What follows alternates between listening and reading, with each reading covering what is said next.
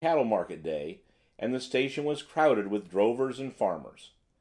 Outside the station, Loveday was waiting for him, as she had told him in her telegram that she would, in a four-wheeler. "It's all right," she said to him as he got in. "He can't get away, even if he had an idea that we were after him." Two of the local police were waiting outside the house door with a warrant for his arrest, signed by a magistrate. I did not, however, see why the Lynch Court office should not have the credit of the thing, and so telegraphed to you to conduct the arrest. They drove through the High Street to the outskirts of the town, where the shops became intermixed with private houses let out in offices. The cab pulled up outside one of these, and two policemen in plain clothes came forward and touched their hats to Mr. Dyer. "He's in there now, sir, doing his office work," said one of the men, pointing to a door just within the entrance, on which was painted in black letters, "The United Kingdom Cab Drivers' Beneficent Association." "I hear, however, that this is the last time he will be found there, as a week ago he gave notice to leave." As the man finished speaking, a man, evidently of the cab driving fraternity, came up the steps. He stared curiously at the little group just within the entrance, and then, chinking his money in his hand, passed on to the office, as if to pay his subscription. "Will you be good enough to tell Mr. Emmett in there," said Mr. Dyer, addressing the man, "that a gentleman outside wishes to speak with him?" The man nodded, and passed into the office. As the door opened, it disclosed to view an old gentleman seated at a desk, apparently writing receipts for money.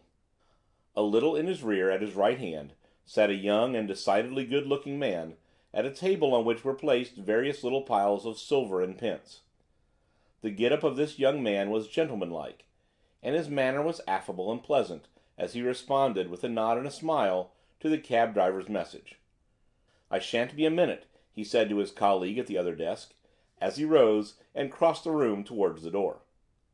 But once outside that door, it was closed firmly behind him, and he found himself in the center of three stalwart individuals, one of whom informed him that he held in his hand a warrant for the arrest of Harry Emmett on the charge of complicity in the Craigen Court robbery, and that he had better come along quietly, for resistance would be useless. Emmett seemed convinced of the latter fact.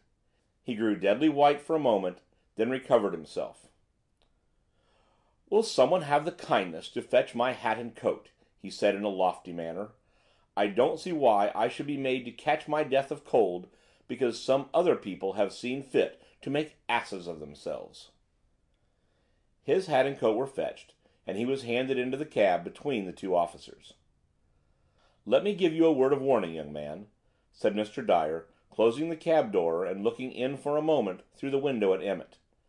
"I don't suppose it's a punishable offense to leave a black bag on an old lady's doorstep, but let me tell you, if it had not been for that black bag, you might have got clean off with your spoil." Emmett, the irrepressible, had his answer ready. He lifted his hat ironically to Mr. Dyer. "You might have put it more neatly, guv'nor," he said. "If I had been in your place, I would have said, 'Young man, you are being justly punished for your misdeeds. You have been taking off your fellow creatures all your life long, and now they are taking off you.'" Mr. Dyer's duty that day did not end with the depositing of Harry Emmett in the local jail. The search through Emmett's lodgings and effects had to be made, and at this he was naturally present. About a third of the lost jewelry was found there, and from this it was consequently concluded that his accomplices in this crime had considered that he had borne a third of the risk and of the danger of it. Letters and various memoranda discovered in the rooms eventually led to the detection of those accomplices, and although Lady Cathrow was doomed to lose the greater part of her valuable property, she had ultimately the satisfaction of knowing that each one of the thieves received a sentence proportionate to his crime. It was not until close upon midnight that Mr. Dyer found himself seated in the train, facing Miss Brooke, and had leisure to ask for the links in the chain of reasoning that had led her in so remarkable a manner to connect the finding of a black bag, with insignificant contents, with an extensive robbery of valuable jewelry. Loveday explained the whole thing, easily and naturally, step by step, in her usual methodical manner. "I read," she said, "as I dare say a great many other people did, the account of the two things in the same newspaper, on the same day, and I detected, as I dare say a great many other people did not, a sense of fun in the principal actor in each incident. I notice while all people are agreed as to the variety of motives that instigate crime, very few allow sufficient margin for variety of character in the criminal.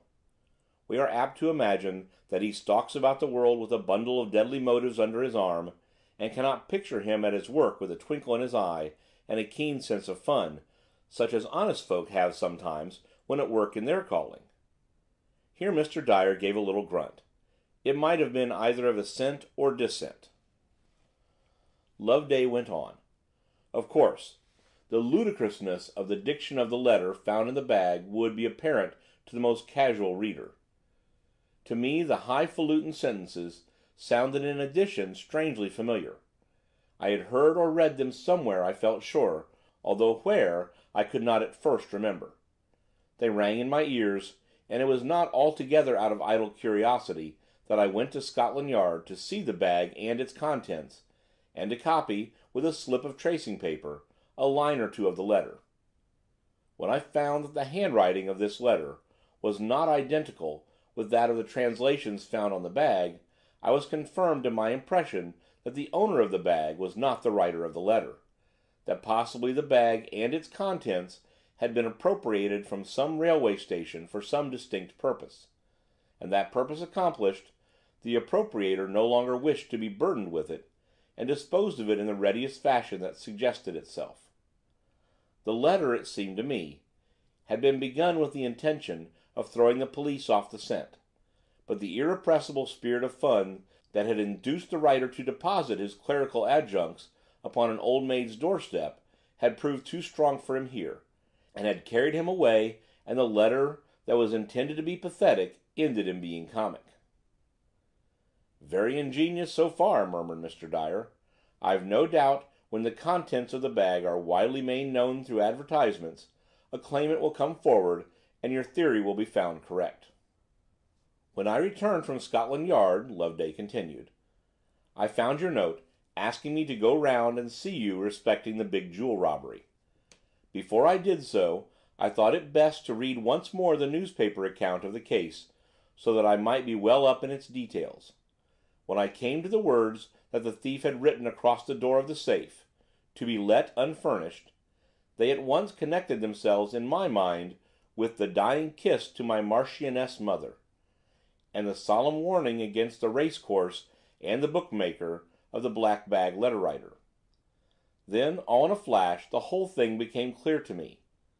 Some 2 or 3 years back, my professional duties necessitated my frequent attendance at certain low-class penny readings, given in the South London slums. At these penny readings, young shop assistants and others of their class, glad of an opportunity for exhibiting their accomplishments, declaim with great vigor, and, as a rule, select pieces which their very mixed audience might be supposed to appreciate. During my attendance at these meetings, it seemed to me that one book of selected readings was a great favorite among the reciters, and I took the trouble to buy it. Here it is." Here Loveday took from her coat pocket the Reciter's Treasury, and handed it to her companion. "Now," she said, "if you will run your eye down the index column, you will find the titles of those pieces to which I wish to draw your attention. The first is 'The Suicide's Farewell,' the second 'The Noble Convict,' and the third 'To be let unfurnished.'" "By Jove, so it is!" ejaculated Mr. Dyer. "In the first of these pieces, 'The Suicide's Farewell,' occur the expressions with which the black bag letter begins. 'The fatal day has arrived,' etc., the warnings against gambling, and the allusion to the poor lifeless body. In the second, 'The Noble Convict,' occur the allusions to the aristocratic relations and the dying kiss to the Marchioness mother. The third piece, 'To be let unfurnished,' is a foolish little poem enough, although I dare say it has often raised a laugh in a not too discriminating audience. It tells how a bachelor, calling at a house to inquire after